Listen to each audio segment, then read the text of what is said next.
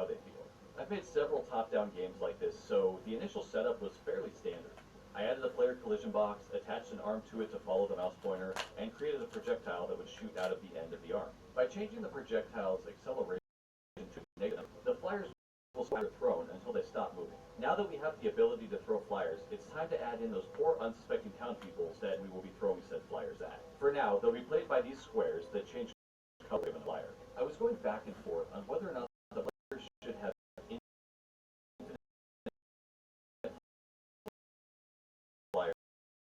or a finite number. That way, if they miss a shot, I have to go pick up. I don't try to gaze or like that, but I did being able to spam flyers or let's call them garbage, and then just have them magically disappear. So I opened it up to the third. Then I used the last of the stream that day to add a timer system. My plan was to pick a game up again the following week on stream, but I had some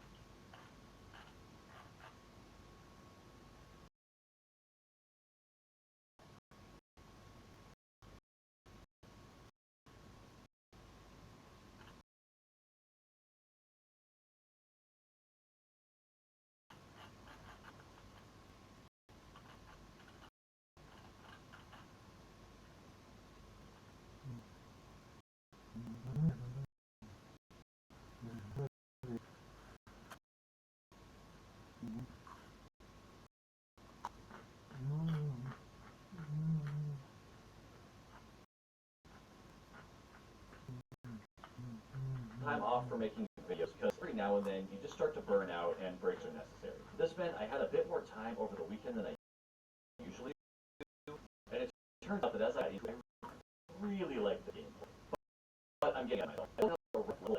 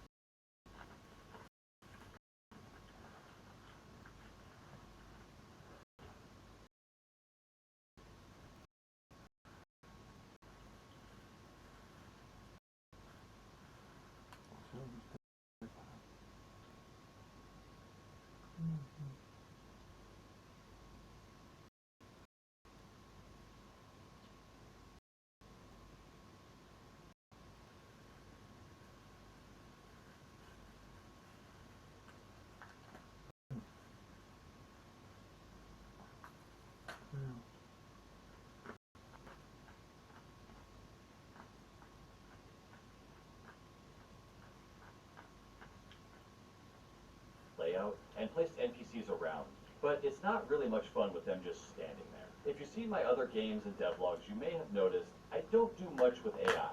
I usually avoid it and just make enemies or other such things move back and forth on a side here. Unfortunately, that wasn't really going to work here. I tried a few different ways to make the NPCs move, and I eventually started using the pathfinding behavior that's built into Construct 3. I've never used this before, and it worked really well. So all that happens is on the start of the layout, each NPC chooses a position around them that's within a 200 foot. If a path can be made from their position to the new one, then the NPC moves along that path. It takes for a short amount of time, and it picks another position. If the chosen position can't be reached, it just picks again. And this is all code for the NPC. It's so simple. They run around all chaotically, and when you're trying to throw something to them, it actively feels like they're trying to make you miss. When I was working on the 4 game devs jam off the same art kit game, I had to scrap the ability to enter buildings due to time, but I really like the effect. So I add that in here with a simple camera zoom I've been doing a lot lately. With a good bass in, I need to start the art. My usual jam process is to come up with a mostly working prototype of the mechanics, then start figuring out art in case I need to make adjustments to the mechanics to fit the art. So far, this process has worked pretty well for me. As always, I start the art by picking a color palette. As usual, I got it from lowspec.com. I added an extra personal restriction to myself this jam as well. I normally work in a resolution of 32 by 32 or larger, and typically color palettes are a starting point that I add to as needed. For this jam, I set the challenge for myself to work at a 16 by 16 resolution and only use a 16 color palette, no adding extra colors. This was really hard. Why, you may ask? Because I made it myself. I was 16 color palette. Really good. If you use the palette yourself, there's a link in the description. With the palette selected, I started on the most important art piece in the whole game, the main character sprite. I made a kid sprite that I thought was super cute, and it passed the wife test, which involves me showing my wife the sprite. If she goes, "Aw," I consider it. I made the animations and realized I wanted the player to have a throwing animation, but it would need to work while running and staying still. I could just multiple versions of running and idle to have both the normal state and the throwing state, or I could just cut the sprite into 3 pieces and attach them all back together in the engine. By having the different art sprites separate, this allows me to have the player's leg animations work with the keyboard movement inputs, while the body and held flyers read from the mouse inputs. I tried having the player always facing the mouse, which is typical of these types of games, but the way I set up these animations, it just looks wrong. So the sprite mirroring always follows the movement, and the held flyers are always following the mouse. With the character in, I started to realize that I've overscoped myself in a way that I'm not used to. Usually, I think of overscoping as adding in more gameplay features that need more and more time as you go along. But here, which is typical of these types of super cute, and it's really hard for me. Why, may I ask? Because why make it easier on yourself? This kind of thing's fun. I don't know, maybe I'm just... I went with the Sweetie 16 palette made by Graphics Kid, who also makes really great art. If you want to use the palette for yourself, there's a link in the description. With the palette selected, I started on the most important art piece in the whole game, the main character sprite. I made a kid sprite that I thought was super cute, and it passed the wife test, which involves me showing my wife the sprite. If she goes, "Aw," I consider it good. I made the animations and realized I wanted the player to have a throwing animation, but it would need to work while running and standing still. I could just make multiple versions of running and idle to have both the normal state and the state, or I could cut the sprite into pieces and attach them all back together in the engine. By having different art this allows me to have the player's leg animations work with the keyboard movement inputs, while the body and held flyers read from the inputs.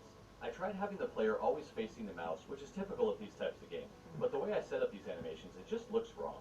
So the sprite mirroring always follows the movement, and the held flyers are always following the mouse.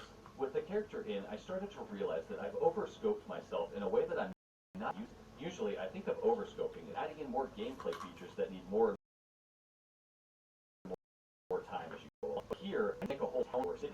I've never done it before, and it didn't need a lot of art. I added more pressure myself because, again, just posted by my friend, who's an amazing pixel artist and whose work I just really, really love. So I can't just let myself slap any old pixel anywhere. In my mind, I have to make it good. After many hours of back and forth, I was able to get something that I was actually happy with. I thought it would be fun to play our hand flyers for an arcade, which caused me to think that the game is actually set in the 80s, but that's mostly just my headcanon. But really, when's the last time you saw a grand opening for an arcade anywhere in the last 20 years? I continued adding more town elements on the stream the next day, as well as a few Easter eggs for White Vault and my own Twitch community. And don't forget those familiar-looking game posters on the arcade itself. Are you like me? Can you guess games these are?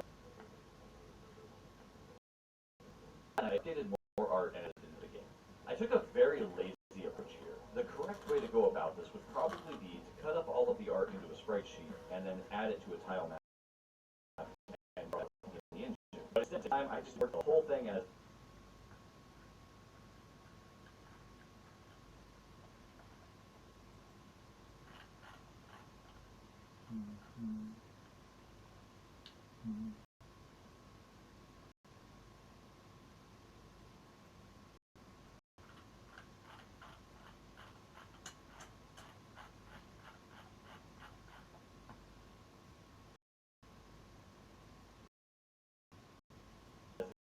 then back in and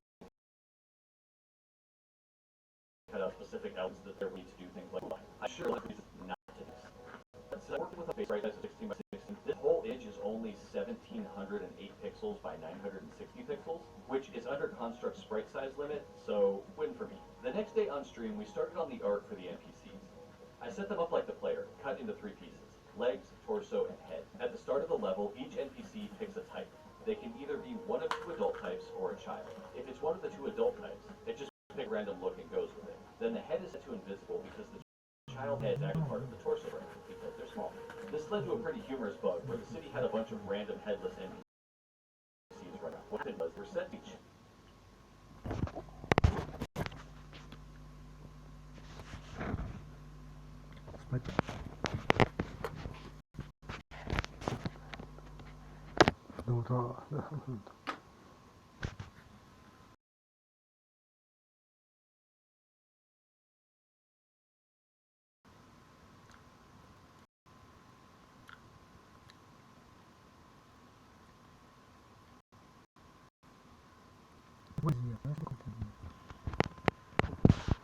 Съедено.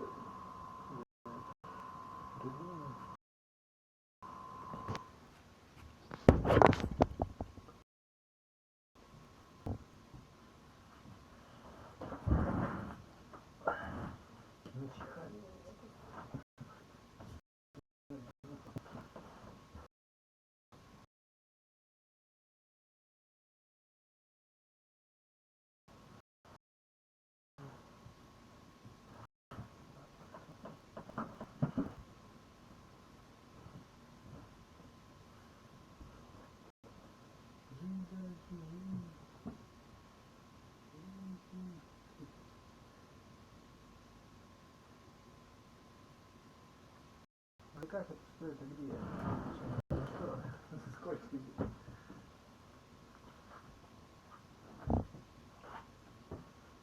Сколько будешь жить?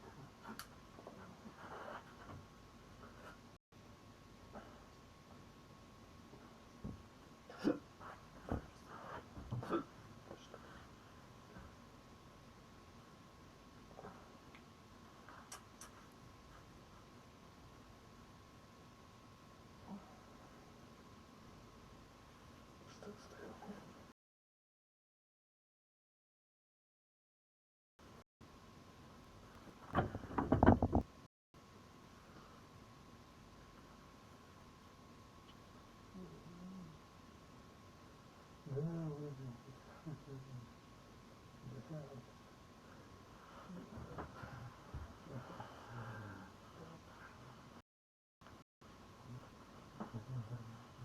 это надо делать.